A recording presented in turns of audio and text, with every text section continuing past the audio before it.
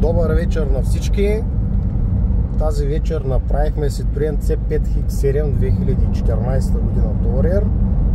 Заменихме заводския X1 AFL D1S с LED D1S. Работиш паралелно с баластите, с двойна камбо система и NC модул против смущение на радиото електроника. Регулирахме фаровете на стенд и виждате резултата. Имате 3 пъти повече светлина, бяла, концентрирана и наситена. Естествено всичко зависи от състоянието на всеки фар. Ето ви дългата секция.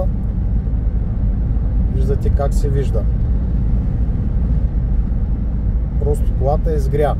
По този начин не опичате рефлекторите зад лупите.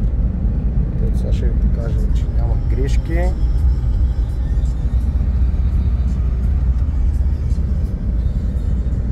Виждате за какво става на въпрос.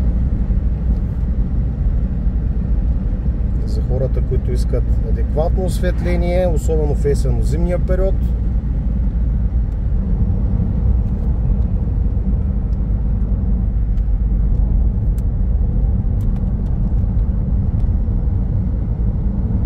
Концентрирана светлина, плътна. За да имате видимост.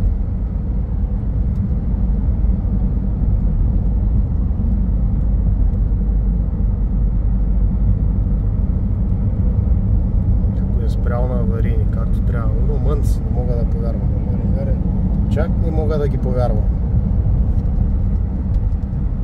Това е от нас. Бъдете живи и здрави и до нови срещи!